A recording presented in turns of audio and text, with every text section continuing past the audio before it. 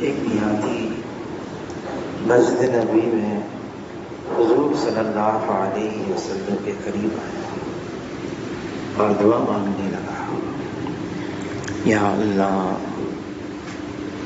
اپنی رحمت میں مجھے اور حضور صلی اللہ علیہ وسلم کو ڈھانپ دے اور کسی اور کو اس میں شامل نہ کرنا۔ حضور صلی اللہ علیہ وسلم کی سنا، فرمایا جس کا مفہوم ہے، اے بدو تم نے اللہ کی رحمت کو محدود کر دیا۔ اللہ کی رحمت تو بہت وسیع ہے، بہت وسیع ہے۔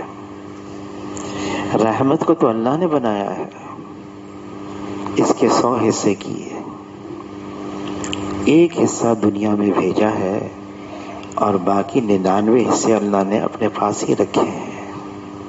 وہ ایک حصہ جو دنیا میں بھیجا ہے، اس کی وجہ سے تمام مخلوق کے دلوں میں رحم بھی ہے، یہاں تک کہ گھوڑی بچہ جنتی ہے تو اپنی ٹانگ اٹھا دیتی ہے کہ بچے کے اوپر نہ آ جائے۔ پھر جانور ہیں، پھر انسان ہیں۔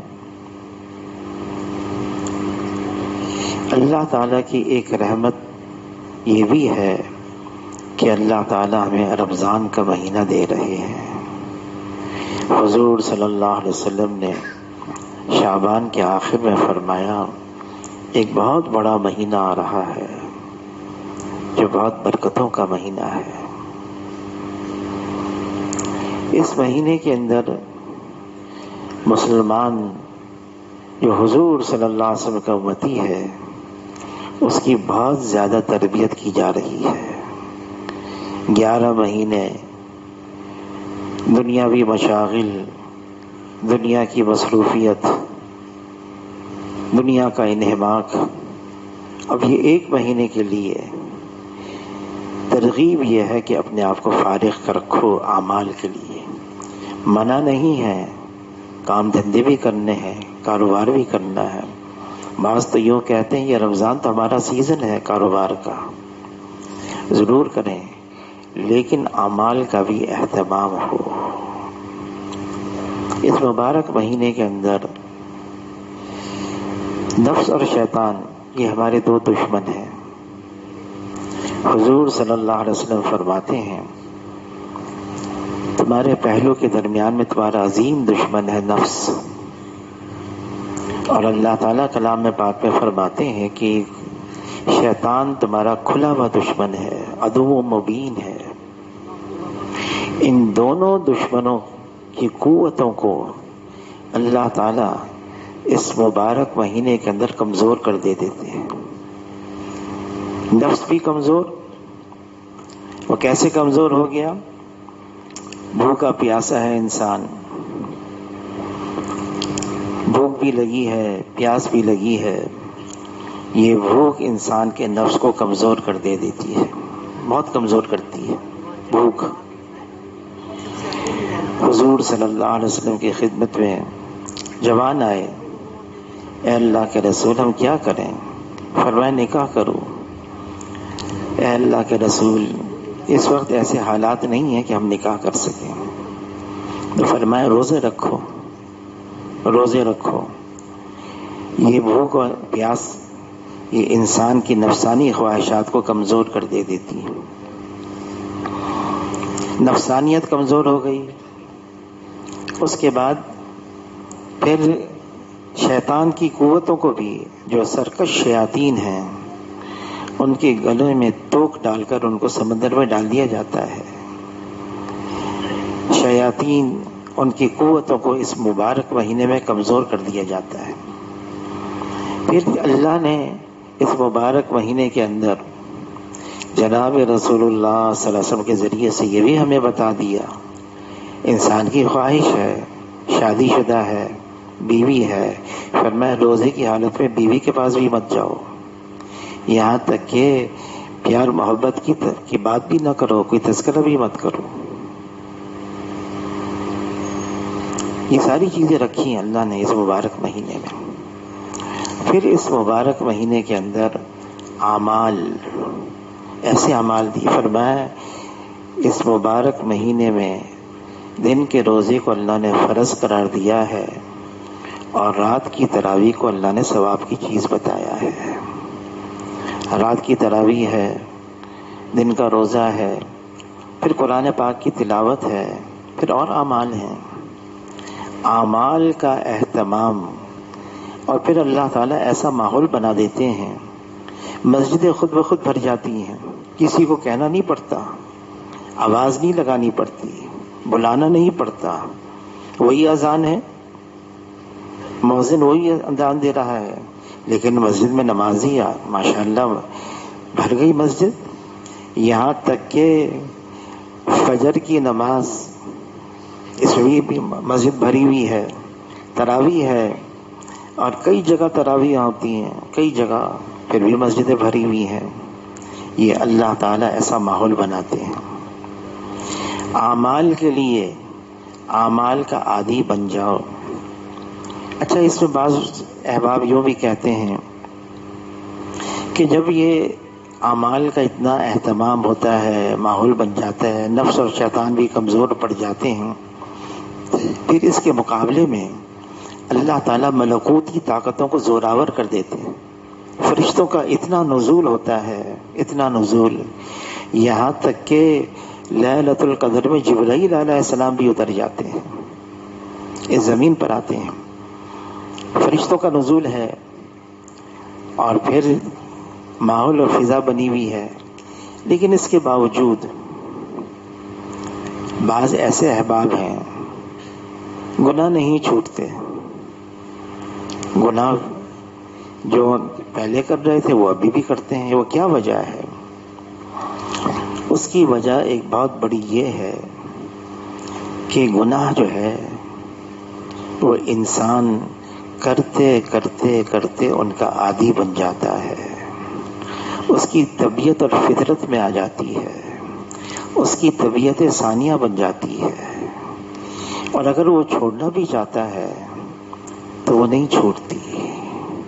وہ گناہ اس کی فضا، اس کی مزاج میں آ جاتے ہیں. ہمارے میڈیکل ٹرم میں کہتے ہیں ایک ہے فزیولوجیکل ڈیپینڈنس. انسان کا جسم، اس کی ساری نشو و نما، وہ اس کی بات کی عادی بن جاتی ہے، اس گناہوں کی. اور ایک ہے سائیکولوجیکل ڈیپینڈنس. نفسیاتی طور سے، ذہنی طور سے آدمی گناہ کا عادی بن جاتا ہے. یہاں جب وہ گناہ نہیں ہوتا تو اس کا ذہن پریشان ہوتا ہے، عادی ہے اس کا. موقع پھر بھی اللہ نے دیا ہے. یہ رمضان کا مہینہ اس لیے ہے تقوی اختیار کرو، کوشش کرو جو تمہارے مزاج میں بات آ گئی ہے گناہوں کی وہ چھوٹ جائیں. موقع دیا ہے. نفس کمزور ہے، شیطان کو بھی کمزور کر دیا ہے، ماحول کو بھی بنا دیا ہے. اب گناہوں کو چھوڑو. گناہوں کو چھوڑنا اور اعمال کا اہتمام کرنا. اس مبارک مہینے کے اندر نفل کا درجہ فرض کے برابر، فرض کا درجہ 70 فرضوں کے برابر رمضان کے مہینے میں. اور حضور صلی اللہ علیہ وسلم فرماتے ہیں، اس کا مفہوم ہے اگر میری امت کو پتہ چل جائے یہ رمضان کا مہینہ کیا ہے، اس بات کی تمنا کرنے لگیں گے کہ سارا سال رمضان ہی رہے، سارا سال. اللہ نے یہ مبارک مہینہ دیا ہے، بھیجا ہے. اعمال کا اہتمام. ایک زمانہ تھا امت کے اندر اعمال. ہارون رشید کے بارے میں آتا ہے، بادشاہ تھا عباسیہ دور کے اندر.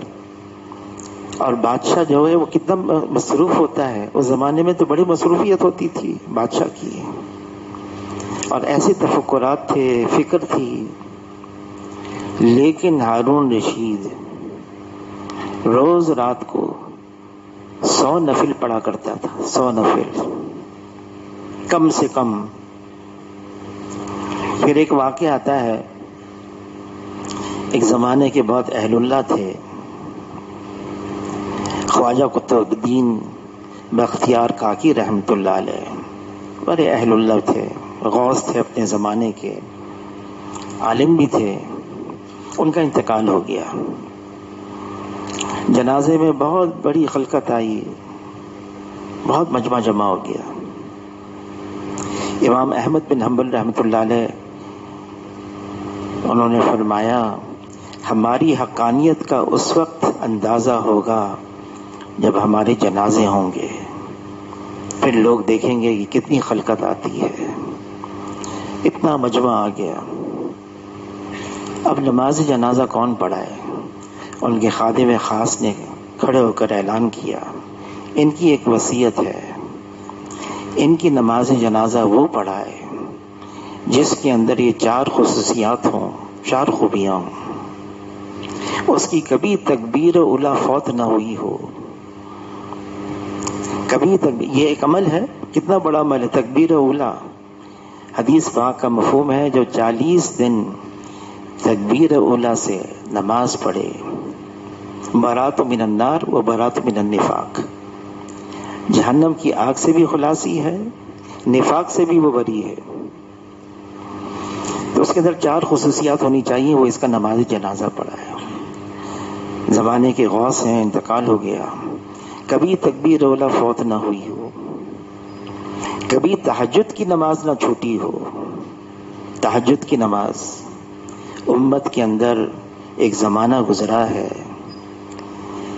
اکا دکا نہیں، صرف علماء نہیں، وہ بھی فی ذاتی تہجد کی نماز کی. حضور صلی اللہ علیہ وسلم فرماتے ہیں اس کا مفہوم ہے اگر مجھے اپنی امت پر مشقت کا اندیشہ نہ ہوتا میں اپنی امت پر تہجد کی نماز کو فرض کرا دیتا. فرمایا تہجد ضرور پڑھا کرو، یہ صالحین کا شعار ہے. اور حضور صلی اللہ علیہ وسلم نے ترغیب دی ہے. پھر آسمان دنیا پر تہجد کے وقت اللہ تعالیٰ خود نازل ہوتے ہیں. خود کیسے نازل ہوتے ہیں اللہ ہی جانتے ہیں. اور نازل ہو کر اللہ خود اعلان کرتے ہیں ہے کوئی مانگنے والا میں اس کی مانگ کو پورا کروں، ہے کوئی بخشش چاہنے والا میں اس کی گناہوں کو بخش دوں. اللہ کی طرف سے اعلان ہوتا ہے. تہجد کے وقت دعا کی قبولیت کا وقت ہے. مولانا الیاس صاحب رحمۃ اللہ علیہ کے ملفوظات میں ہے جو تہجد کا عادی ہوگا میں ذمہ داری سے یہ کہتا ہوں اس وقت تک موت نہیں آئے گی جب تک کہ وہ اللہ کا ولی نہ بن جائے. جو تہجد کا تو فرمایا اس کے اندر 4 خصوصیات ہونی چاہیے، وہ نماز جنازہ پڑھائے. خواجہ بختیار الدین کاکی رحمۃ اللہ علیہ کا تکبیر اولیٰ، تہجد کی نماز، اور تیسری فرمایا کسی نامحرم پر بری نگاہ اس کی نہ پڑی ہو. یہ نگاہ فرمایا یہ شیطان کے زہریلے تیروں میں سے ایک تیر ہے. نگاہوں کی حفاظت اللہ تعالیٰ کلام پاک میں فرماتے ہیں ایمان والے مردوں سے کہہ دو نگاہوں کو نیچے رکھیں، ایمان والی عورتوں سے بھی کہہ دو نگاہوں کو نیچے رکھیں. یہ نگاہ کی حفاظت اتنی اہم اور ضروری ہے. حاجی عبد الوہاب صاحب مرحوم فرمانے لگے کہ آدمی جب نگاہ کو ادھر ادھر دیکھتا ہے پھر تو اب اس کو اختیار مل گیا جس انداز سے جس طرح سے چاہے اب وہ اپنے ذہن میں بنا لے، کھلی چھٹی ہے اس کو. حضور صلی اللہ علیہ وسلم نے اتنی تاکید فرمائی نگاہوں کی حفاظت کی کہ جب بیت المقدس فتح ہو گیا، صحابہ ہیں، مسلمان ہیں، پہنچ گئے وہاں پر، تو یہودیوں نے نصرانیوں نے سازش کی کہ جوان لڑکیوں کو یہاں راستے میں جہاں جاتے نا پراؤٹ کو باہر ڈالا تھا بیت المقدس کے، اور مسجد اقصی میں آتے تھے نماز پڑھنے کے لیے، شہر کے درمیان سے گزرنا ہوتا تھا، دونوں راستوں میں انہوں نے جوان لڑکیوں کو امیر المومنین عمر رضی اللہ تعالیٰ عنہ نے کچھ عرصے کے بعد پیغام بھیجا مسلمانوں کے پاس، بھئی ان کے مکانات کیسے ہیں یہ تو بتاؤ، ان کی تعمیر کیسی ہے؟ جواب ملا، نگاہیں اتنی نیچی ہوتی ہیں ہمیں تو پتہ ہی نہیں ان کے مکان کیسے ہیں، ان کی تعمیر کیسی ہمیں نہیں معلوم، کبھی دیکھا نہیں نگاہ اٹھا کے۔ تیسری نشانی یہ بتائی، جو نماز جنازہ پڑھا ہے وہ اپنی نگاہوں کو اس طرح سے حفاظت میں رکھتا ہو کبھی نامحرم پر گندی نگاہ نہ پڑی ہو۔ اور چوتھی علامت یہ بتائی، وہ نماز جنازہ پڑھائے گا۔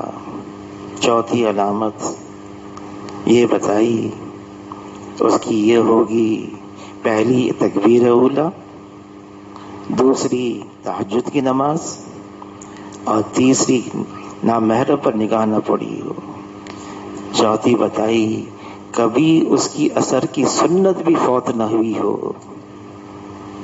عصر کی نماز ہوتی ہے نا، اس سے پہلے 4 سنتیں ہیں، سنت غیر موقتہ۔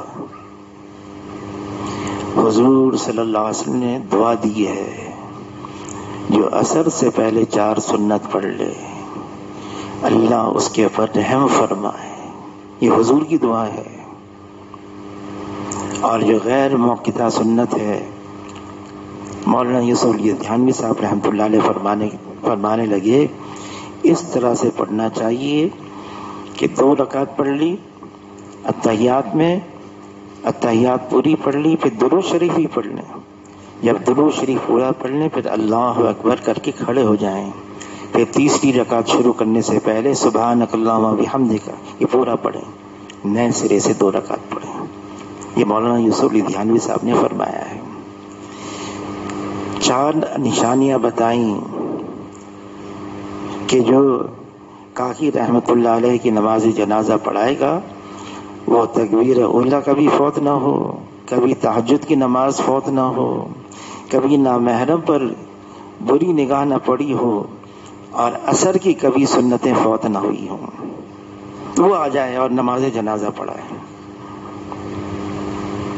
لوگ انتظار میں، ایک صاحب چلے آ رہے ہیں روتے ہوئے، یوں کہتے ہوئے کیا ملا میرا راز فاش کرتے ہوئے، اور وہ کون تھا؟ وہ وقت کا بادشاہ تھا، وقت کا بادشاہ تھا التمش۔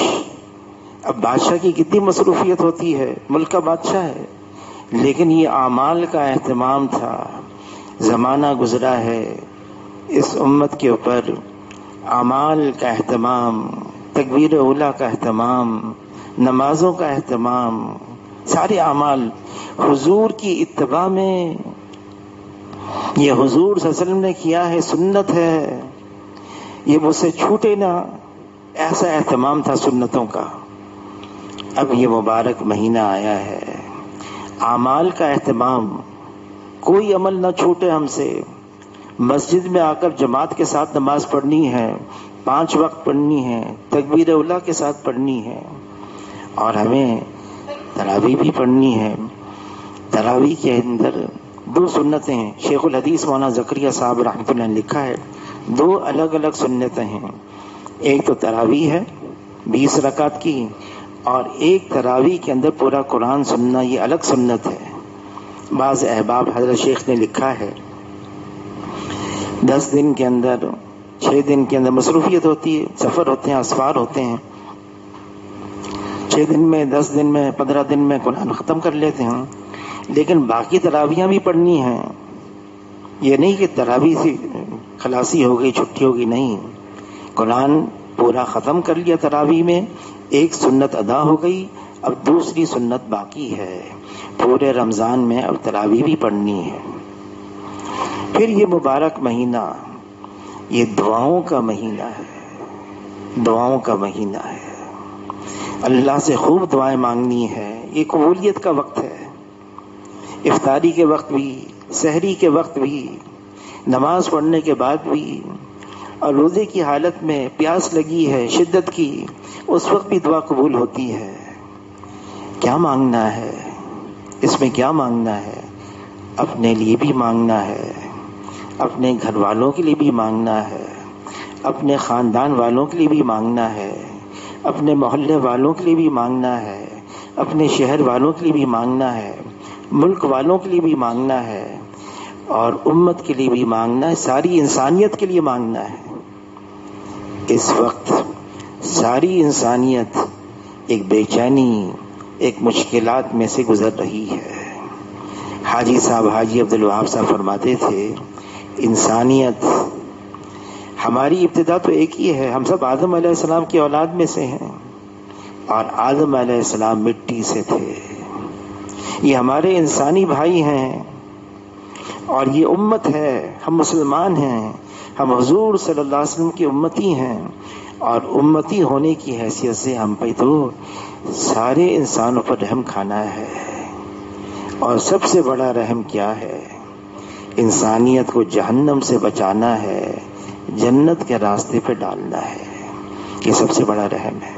خود حضور صلی اللہ علیہ وسلم فرماتے ہیں، میں دیکھ رہا ہوں لوگ جہنم کی طرف جا رہے ہیں، اور ان کی کمر پکڑ پکڑ کر میں ان کو جنت کے راستے پہ ڈال رہا ہوں۔ دعاؤں کی قبولیت کا وقت ہے یہ، ہم مانگیں اللہ سے۔ یہ دعا مخ العبادہ ہے، عبادت کا مغز ہے، بلکہ بعض نے کہا یہ تو پوری عبادت ہے۔ اللہ نے حکم دیا مجھ سے مانگو، اور پھر وعدہ کیا ہے مانگو گے تو میں دوں گا۔ اللہ نے وعدہ کیا ہے، ہم خوب دعاؤں میں لگ جائیں۔ دعاؤں کا وقت ہے یہ رمضان کا مہینہ۔ پھر یہ مبارک مہینہ ہے استغفار کا، گناہوں سے معافی مانگنے کا۔ اس مبارک مہینے میں استغفار کو خاص تعلق ہے رمضان کا۔ استغفار کرنا، معافی مانگنا گناہوں سے، بلکہ فرمائے کہ اللہ تعالیٰ اس مبارک مہینے میں تو بہانے سے گناہوں کو معاف کرتے رہتے ہیں۔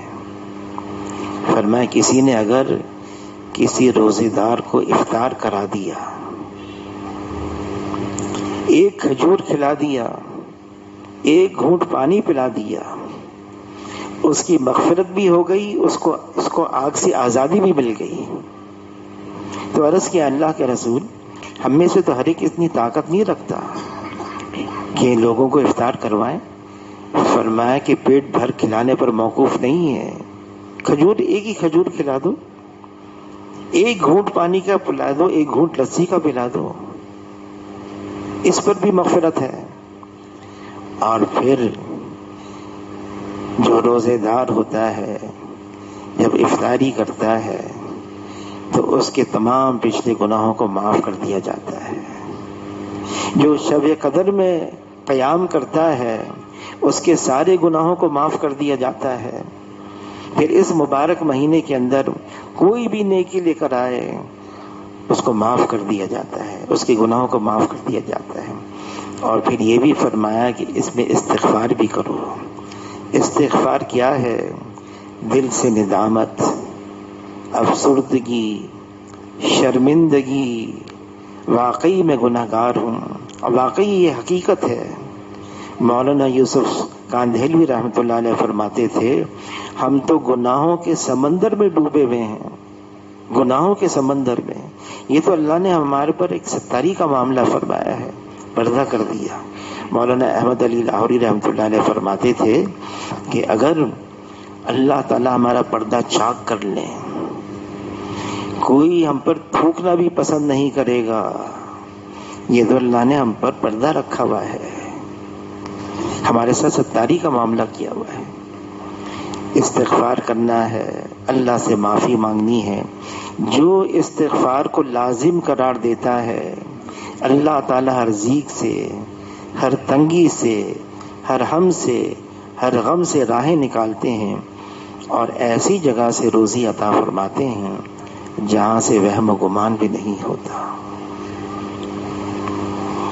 پھر اللہ تعالیٰ نے یہ بات فرما دی جس کا مفہوم ہے، جب تک حضور صلی اللہ علیہ وسلم بنفس نفیس اس امت کے اندر موجود ہیں، اللہ کا کوئی عمومی عذاب نہیں آئے گا، یا جب تک یہ امت استغفار کرتی رہے گی اللہ کا کوئی عمومی عذاب نہیں آئے گا۔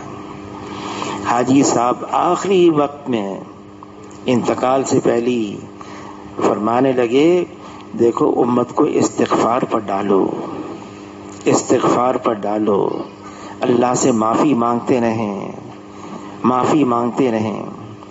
فرمایا کسی علاقے میں کسی جگہ پر اللہ تعالیٰ اپنا کوئی عمومی عذاب کسی وجہ سے بھیجنا چاہتے ہیں، وہاں 3 قسم کے لوگ ہوتے ہیں، اللہ تعالیٰ اپنا اس عذاب کو واپس بلا لیتے ہیں اور موقوف کر لیتے ہیں، ہٹا دیتے ہیں۔ وہ 3 قسم کے لوگ کون ہیں؟ اللہ کے لیے محبت کرنے والے ہوں آپس میں، اللہ کے لیے مسجدوں کو آباد کرنے والے ہوں، آخر رات میں اٹھ کر استغفار کرنے والے ہوں، استغفار کرنے والے ہوں آخر رات میں، یا آخری رات میں استغفار کرنا۔ ایک بزرگ گزرے ہمارے قاضی عبد القادر صاحب، مرحوم جھامڑیاں کے تھے، سرگودا کے قریب انتقال ہو گیا۔ وہ اس بات کی تاکید فرماتے تھے، بھائی تہجد کے وقت آدمی کم سے کم 1 تسبیح استغفار کی ضرور پڑھ لیا کرے۔ صحابہ کرام کا یہ معمول تھا، تہجد میں قیام بھی کرتے، تلاوت بھی کرتے، دعائیں بھی کرتے، اللہ کے سامنے روتے بھی، اور ان ساری چیزوں کا اختتام وہ پھر استغفار پر کرتے۔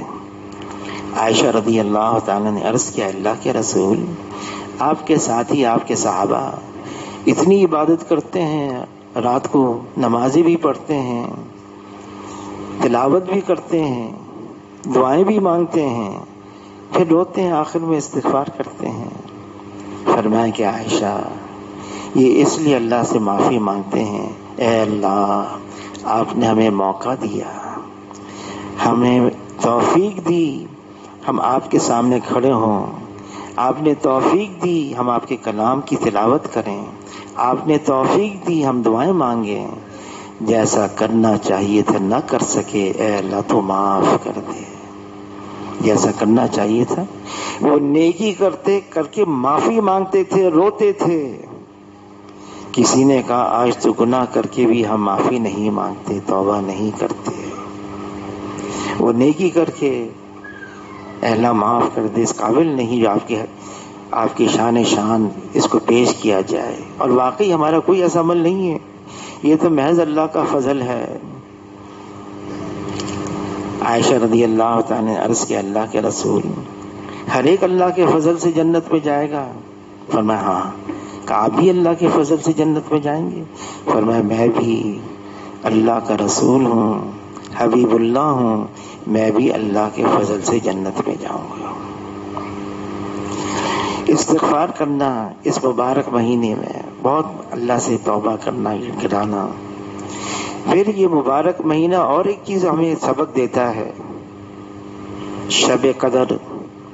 حضور صلی اللہ علیہ وسلم نے سب سے پہلی بات جو واعظ فرمایا اس رمضان کے مہینے کا، اس میں فرمایا اس میں ایک رات ایسی آنے والی ہے جو 1000 مہینوں سے بہتر ہے۔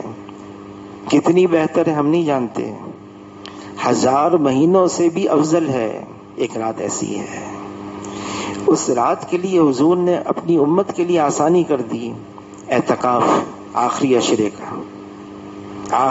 کا اعتکاف، اس لیے اس کی بنیادی وجہ یہ ہے کہ لیلۃ القدر مل جائے، اور جس کو لیلۃ القدر مل گئی 80 سال سے زیادہ 1000 مہینوں سے بھی زیادہ، 1000 مہینوں سے بھی افضل، جو 80 سال بنتے ہیں تقریباً علماء حضرات فرماتے ہیں، اس سے بھی افضل اور زیادہ کسی کو یہ رات مل جائے۔ عائشہ رضی اللہ تعالیٰ نے عرض کیا، اللہ کے رسول، اگر یہ رات مل جائے لیلۃ القدر، شب قدر، کیا کرنا ہے؟ اب ہم کہتے ہیں نا، ہم سمجھتے ہیں اس زمانے میں 100 نفل پڑھ لیں اور ساری رات جا کے ہم قرآن پاک کی زیادہ سے زیادہ ہم تلاوت کریں، یہ کر لیں، یہ عمل۔ بہت مختصر. دیکھیں امت کے لیے جناب رسول اللہ صلی اللہ علیہ وسلم نے کتنی آسانی کر دی, کتنی آسانی. فرمایا عائشہ اگر یہ رات تمہیں مل جائے شب قدر, یہ دعا مانگ لینا, اللہم انک عفو تحب العفو فاعف عنی, یا اللہم انک عفو کریم تحب العفو فاعف عنی. کتنی آسان دعا ہے.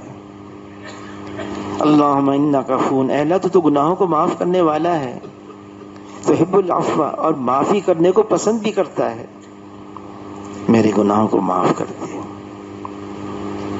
مسجد نبوی میں تاک رات تھی, رمضان کا مہینہ تاک رات, اور میں دعاؤں کی کتاب پڑھ رہا تھا. ایک نوجوان عرب, بہت پہلے کی بات ہے, نوجوان عرب میرے پاس, اور میں نے جگہ تلاش کی کہاں وہ جہاں ابو بکر رضی اللہ عنہ کا مکان تھا. میں نے کہا یہ جگہ ذرا عافیت آسانی کی, یہاں رش کم ہے, وہاں میں بیٹھ گیا. تو ایک عربی نوجوان, اس نے مجھے دیکھا, اس نے کہا کیا پڑھ رہے ہو؟ میں نے کہا دعاؤں کی کتاب پڑھ رہا ہوں. اس نے کہا ٹھیک ہے لیکن تم یہ پڑھو, حضور صلی اللہ علیہ وسلم نے فرمایا اللہم انک عفو تحب العفو فاعف عنی. تو میں نے اسے کہا کہ میں نے یہ کئی دفعہ پڑھ لیا, کئی تسبیح پڑھ لی اس کی. کہا اور پڑھو یہاں تک کہ تمہارا دل گواہی دے کہ اللہ نے تمہاری مغفرت کر دی. میں حیران ہو گیا اس عرب کے اوپر, نوجوان تھا ماشاء اللہ. پھر میں نے اسے تعارف کروایا, کہاں کے ہو؟ کہا میں مدینے کا ہوں. پھر اس نے پوچھا تم کہاں کے ہو؟ کہ میں نے کہا میں پاکستان کراچی. کہا اچھا مکی مسجد, مدنی مسجد. میں نے کہا تم جانتے ہو؟ کہاں؟ میں نے رائے گنج گیا ہوں, وقت لگایا ہے میں نے. میں حیران ہو گیا ماشاء اللہ. بہرحال یہ مبارک مہینہ ہے.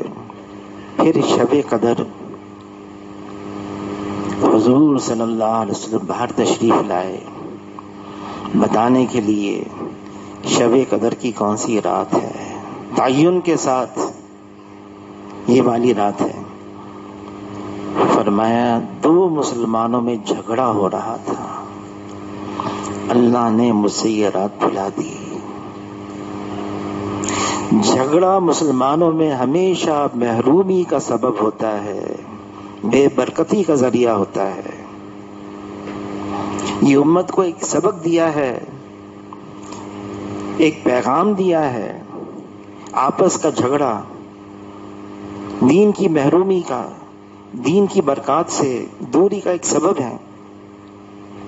منع فرمایا اللہ تعالیٰ نے کلام پاک میں, لڑنا نہیں, جھگڑنا نہیں, ورنہ کہ کم ہمت ہو جاؤ گے اور تمہاری ہوا اکھڑ جائے گی. جھگڑا کب ہوتا ہے؟ جھگڑا اس وقت ہوتا ہے میں صحیح ہوں یہ غلط ہے, میں بات کو سمجھ رہا ہوں یہ بات کو نہیں سمجھ رہا. یہاں سے بات شروع ہوتی ہے. یہ بات کو نہیں سمجھ رہا, میں سمجھ رہا ہوں, میں حق پر ہوں یہ ناحق پر ہے. جب آدمی اس سطح پر آ جاتا ہے کہ میں حق پر ہوں اور سامنے والا وہ ناحق پر ہے. حضور صلی اللہ علیہ وسلم نے صحابہ کرام کی ایسی تربیت فرمائی تھی, وہ اپنے بارے میں صحابہ یہ گمان کرتے تھے کہ ہم تو پتہ نہیں کہیں منافق تو نہیں ہو گئے. ابھی ابو ملیکہ ایک تابعی ہیں, وہ فرماتے میں 30 صحابہ سے ملا ہوں, 30 صحابہ سے, ہر ایک کو اپنے پر نفاق کا ڈر تھا. ابو بکر رضی اللہ تعالیٰ عنہ, حنظلہ رضی اللہ تعالیٰ کے ساتھ حضور کی خدمت میں آئے, ہم تو منافق ہو گئے. کیا کہہ رہے ہو, کیسے ہو گئے؟ اے اللہ کے رسول, ہم آپ کے پاس ہوتے ہیں, آپ کی خدمت میں ہوتے ہیں, اور کیفیت گھر جاتے ہیں, بیوی بچوں کے پاس مل جاتے ہیں, کیفیت بدل جاتی ہے, تو منافق ہو گئے. فرمائے نہیں, گاہے گاہے گاہے, اگر ہر وقت وہی حال رہے, جو میرے ساتھ ہوتا ہے تو تم تو فرشتے بن جاؤ، یعنی تم تو انسان ہو، جس ماحول میں ہوں گے اس کے اثرات تو ضرور پڑیں گے۔ لیکن صحابہ کرام اپنے بارے میں بدگمان تھے۔ عمر رضی اللہ تعالیٰ عنہ، جن کے بارے میں حضور صلی اللہ علیہ وسلم فرما گئے میرے بعد کوئی نبی نہیں، اگر نبی ہوتا تو عمر ہوتا۔ کتنے مواقع کلام پاک میں ایسے ہیں کہ عمر رضی اللہ تعالیٰ نے پہلے چاہا اور پھر اللہ نے وحی کو نازل فرمایا۔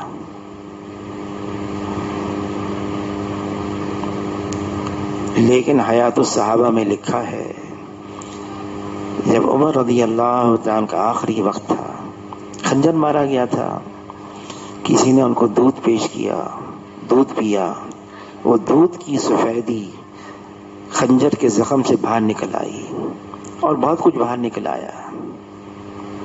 سمجھ گیا آخری وقت ہے۔ ان کے صاحبزادے نے عمر رضی اللہ ان کا سر اپنی ران پر رکھ دیا، ٹیک دیا اپنی ران پر۔ عمر رضی اللہ عنہ اپنے والد تھے۔ عمر رضی اللہ عنہ نے فرمایا کہ اپنے صاحبزادے سے نہیں، میرا سر زمین پہ رکھو اور اس طرح رکھو کہ میرے رخسار زمین سے لگ جائیں۔ اور ان کا آخری جملہ یہ تھا، اے عمر، اگر کل کو تیری مغفرت نہ ہوئی تو تیرے لیے ہلاکت ہے۔ کیا ہے؟ اپنے بارے میں بدگمانی تھی، میں تو کچھ بھی نہیں، میں جانتا ہوں مجھے آتا ہے، نہیں نہیں نہیں۔ حجۃ الوداع کے موقع پر احرام باندھ کے ہیں، امام مالک رحمۃ اللہ علیہ فرماتے 1.25 لاکھ کے قریب ہیں، احرام باندھ کے لبیک اللہم لبیک۔ حضور صلی اللہ علیہ وسلم ان سے پوچھ رہے ہیں بتاؤ آج دن کون سا ہے؟ عرفات کے میدان میں یوم العرفہ ہے۔ جواب یہ دے رہے ہیں اللہ اور اللہ کے رسول ہی جانتے ہیں۔ اچھا جگہ کون سی ہے؟ میدان عرفات۔ اور جواب دے رہے ہیں اللہ اور اللہ کے رسول جانتے ہیں۔ جب یہ جواب دے رہے تھے صحابہ، علماء حضرات فرماتے ہیں واقعی ان کے ذہنوں میں یہ تھا جو ہم جانتے ہیں وہ ناقص ہے، نامکمل ہے، جو اللہ اور اللہ کے رسول جانتے ہیں وہ کامل اور مکمل ہے۔ ہم کیا جانتے ہیں؟ موسیٰ علیہ السلام خضر علیہ السلام کے ساتھ جا رہے ہیں، دریا کے کنارے چڑیا آئی اور دریا سے اپنی چونچ میں ایک پانی کا تھوڑا سا قطرہ لے کر اڑ گئی۔ خضر علیہ السلام نے موسیٰ علیہ السلام سے فرمایا تم نے دیکھا یہ چڑیا آئی اس دریا سے اپنی چونچ میں پانی لے کر چلی گئی۔ فرمایا اللہ کے علم کے مقابلے میں ہم جو جانتے ہیں وہ ایسا ہی ہے جیسے یہ چڑیا پانی اس دریا سے لے کر چلی گئی۔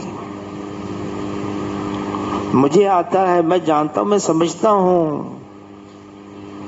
اس کو کیا پتا؟ یہ بنیاد ہوتی ہے لڑائی جھگڑے کی۔ مجھے کچھ نہیں آتا، میں نہیں جانتا، میں نہیں سمجھتا۔ مولانا یوسف کاندھیلوی رحمۃ اللہ علیہ فرمائے دیکھو اللہ نے کلام پاک کو سورہ فاتحہ کے بعد الف لام میم سے شروع کیا ہے، یہ حروف مقطعات ہیں۔ کیا مطلب ہے اس کا؟ اللہ عالم بمرادہ، اللہ ہی جانتے ہیں حکمت کیا ہے۔ اپنے جہل کا اقرار کرو، لا عالم، میں نہیں جانتا، لا عالم، جو کہتا ہے میں نہیں جانتا اس کے پاس آدھا علم ہے اور باقی آدھا علم حاصل کرنا آسان ہے۔ انگریزی میں کہتے ہیں he knows not and knows not، he knows not، وہ جانتا بھی نہیں اور یہ بھی نہیں جانتا کہ میں نہیں جانتا۔ یہ کتنی بے وقوفی کی بات ہے، کچھ آتا بھی نہیں اور یہ بھی نہیں آتا، یہ بھی نہیں پتا کہ مجھے نہیں آتا۔ اپنے جہل کا اقرار کرو، پھر یہ آدھا علم ہے۔ سارا جھگڑا یہاں سے شروع ہوتا ہے۔ چلیں، شروع ہو گیا جھگڑا۔ حضور صلی اللہ علیہ وسلم فرماتے ہیں جو ناحق پر ہوتے ہوئے جھگڑے کو چھوڑ دے یا مذاق میں بھی جھوٹ بولنا چھوڑ دے، میں جنت کے کنارے پر محل کی ضمانت دیتا ہوں۔ کوئی حق پر ہوتے ہوئے جھگڑا چھوڑ دے، میں جنت کے وسط میں محل کی ضمانت دیتا ہوں۔ اور کوئی اپنے اخلاق کو بلند کرے، اونچا کرے، میں جنت کے اعلیٰ مقام پر محل کی ضمانت دیتا ہوں۔ بلند اخلاق کیا ہیں؟ حضور صلی اللہ علیہ وسلم علی رضی اللہ تعالیٰ عنہ سے فرماتے ہیں، اے علی، تمہیں اولین و آخرین کے بہترین اخلاق بتاؤں؟ کوئی ظلم کرے اس کو معاف کرو، کوئی برائی کرے اس کے ساتھ بھلائی کرو، کوئی عطا سے محروم رکھے اس کو عطا کرو۔ آدمی جب روزے میں ہوتا ہے نا، چڑچڑا بھی ہو جاتا ہے، بھوک لگی ہے، گرمی ہے، کیا کرنا ہے؟ قابو کرو اپنے آپ کو۔ حضور صلی اللہ علیہ وسلم نے صحابہ سے فرمایا، بتاؤ پہلوان کون ہے؟ بہادر پہلوان۔ اے اللہ کے رسول، وہ ہر ایک کو پچھاڑ دے، کوئی اس کو پچھاڑ نہ سکے۔ فرمایا نہیں، پہلوان وہ ہے، غصے کی حالت ہے، اپنے غصے پر قابو پا لے، یہ پہلوانی ہے۔ آ رہا ہے غصہ طبیعت کے اندر، قابو کرے۔ ایمان والا وہ ہے جو اپنے غصے کو قابو کر لے گا۔ والکاظمین الغیظ، غصے کو قابو کرنے والے ہیں، پینے والے ہیں۔ والعافین عن الناس، اور معاف بھی کرنے والے ہیں، درگزر کرنے والے ہیں۔ ہمارا دین ہمیں یہ بتا رہا ہے، سمجھا رہا ہے، ہمیں سکھا رہا ہے، ہماری تربیت یہی ہے۔ یہ رمضان کا مہینہ ہے، اس لیے صبر کرو، صبر۔ حضور صلی اللہ علیہ وسلم نے فرمایا، دیکھو صبر کا بدلہ جنت ہے۔ یہ مبارک مہینہ صبر کا ہے، برداشت کرو، سہ جاؤ، ضبط کرو۔ اس وقت معاشرے میں برداشت کرنے کی سطح بالکل نیچے آ گئی ہے، زمین بوش۔ کوئی ناگواری طبیعت کے خلاف۔ مسلمان تو وہ تھا جو ناگواری پر صبر کرتا تھا، برداشت کرتا تھا، سہ جاتا تھا، فوری کوئی رد عمل ظاہر نہیں کرتا تھا۔ یہ مسلمان کی نشانیوں میں سے نشانی۔ ناگواری آ گئی، کسی کی طرف سے کوئی تکلیف پہنچی، اب کیا ہے؟ ضبط۔ اللہ تعالیٰ فرماتے ہیں، لمن صبر وغفر ان ذلک لمن عزم الامور۔ ہمت کی باتیں ہیں، ظرف بڑا رکھنا چاہیے۔ ظرف کون بڑا رکھے گا؟ ظرف کون بڑا رکھتا ہے؟ جو اعلیٰ ظرف ہوتے ہیں وہ ہمیشہ جھک کر ملتے ہیں کہ صراحی سر نگو ہو کر بھرا کرتی ہے پیمانہ۔ جن کے اندر عاجزی، انکساری، تواضع، یہی ہیں جو اعلیٰ ظرف رکھتے ہیں۔ تواضع، عاجزی۔ حضور صلی اللہ علیہ وسلم نے اس کو اللہ سے مانگا ہے، اللہم اجعلنی فی عینی صغیرا وفی اعین الناس کبیرا۔ اے اللہ، مجھے اپنی نگاہ میں چھوٹا کر دے، بے شک مجھے اوروں کی نگاہ میں اونچا کر دے، میں تو اپنے آپ کو چھوٹا ہی سمجھوں۔ بڑائی اللہ کی صفت ہے، بڑائی اللہ کی عادت ہے، اللہ کی شان ہے، اللہ کی چادر ہے۔ اللہ اکبر۔ اور فرمائے اس میں اللہ سے مقابلہ مت کرو، ورنہ اللہ پاش پاش کر دیں گے۔ حدیث میں آتا ہے، اگر رائے کے دانے کے برابر بھی کبر آ گیا، بڑائی آ گئی، اپنے آپ کو بڑا سمجھنا، رائے کے دانے کے برابر بھی، جنت تو دور کی بات ہے، جنت کی خوشبو بھی نہیں سونگے گا۔ عاجزی، انکساری، تواضع. یہ مبارک مہینہ یہ سکھاتا ہے عاجزی اختیار کرو، تواضع اختیار کرو، دوسرے کے سامنے بچھ جاؤ. جو تواضع اختیار کرتا ہے مسلمان کے سامنے، یہ عزت ہے، اللہ اس کو اونچا کرتے ہیں، اللہ اس کو اونچا کریں گے. اور کیوں کسی کے سامنے بچ جانا ہے؟ عبداللہ ابن عمر رضی اللہ تعالیٰ عنہ بیت اللہ کی طرف اشارہ کر کے فرما رہے ہیں، اے بیت اللہ، تمہاری عظمت، تمہاری حرمت سے میں واقف ہوں، میں جانتا ہوں، تمہاری عظمت اور حرمت میں جانتا ہوں، لیکن ایک مسلمان اس کی عظمت اور حرمت تم سے عظیم تر ہے. ہمیں نہیں معلوم کسی کا کیا درجہ ہے اللہ کی نگاہ میں. ہمیں کیا کہا گیا ہے؟ ظاہر نگاہ کم سے کسی رند کو نہ دیکھ، کیا جانے اس کریم کو تو پسند ہے کہ وہ. اللہ کے یہاں کس کا کیا رتبہ ہے ہم نہیں جانتے. ہمیں کیا کیا کہا گیا ہے؟ ہر ایک کے لیے اچھا گمان رکھو، یہ مجھ سے بہتر ہے، مجھ سے اچھا ہے. یہ عاجزی پیدا کرے گی، تواضع پیدا کرے گی. یہ سارا مبارک مہینہ جو آ رہا ہے، اللہ تعالی ہمیں اس مبارک مہینے کے ایک ایک لمحے کو وصول کرنے کی توفیق عطا فرمائے.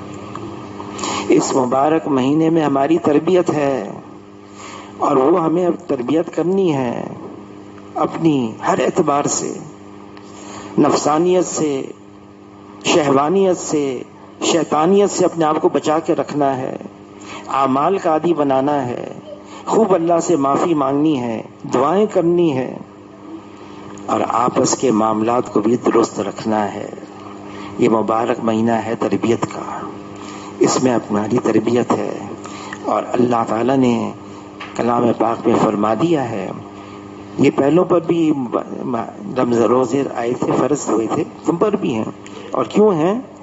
تاکہ تم تقوی اختیار کرو، متقی بن جاؤ، پرہیزگار بن جاؤ، تقوی دار بن جاؤ، اللہ والے بن جاؤ، اللہ کے احکامات کے پورا کرنے والے ہو جاؤ، تم ایک دوسرے کے ساتھ اچھا معاملہ کرنے والے ہو جاؤ، تم ایسے بن جاؤ کہ اللہ بھی تم پر فخر کرنے لگیں، اللہ کے رسول بھی تم پر فخر کرنے لگیں، اور دنیا کے رہنے والے انسان یہ بھی کہیں یہ وہ ہے کہ واقعی صفات والا ہے.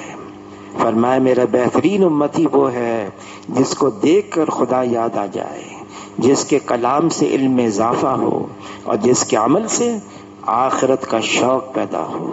مسلمان صرف نام نہیں، مسلمان تو اعمال ہیں، صفات ہیں، اس کا کردار ہے، اس کے معاملات ہیں. ان ساری چیزوں سے ایک مسلمان بنتا ہے جس کو اللہ بھی محبوب بنا دیتے ہیں، اور اللہ کے بندے بھی اس کو محبوب بنا دیتے ہیں. اللہ تعالی ہم سب کو عمل کی توفیق عطا فرما دے. انشاءاللہ روانگی ہے، سفر ہے، اور رائے جانا ہے 1 ہفتے کے لیے. 1 ہفتے سے واپسی ہے، پھر رمضان شروع ہو جائے گا. تو رمضان کے اندر کیا ترتیب ہوگی انشاءاللہ مشورہ کر کے بعد میں بتا دیں گے.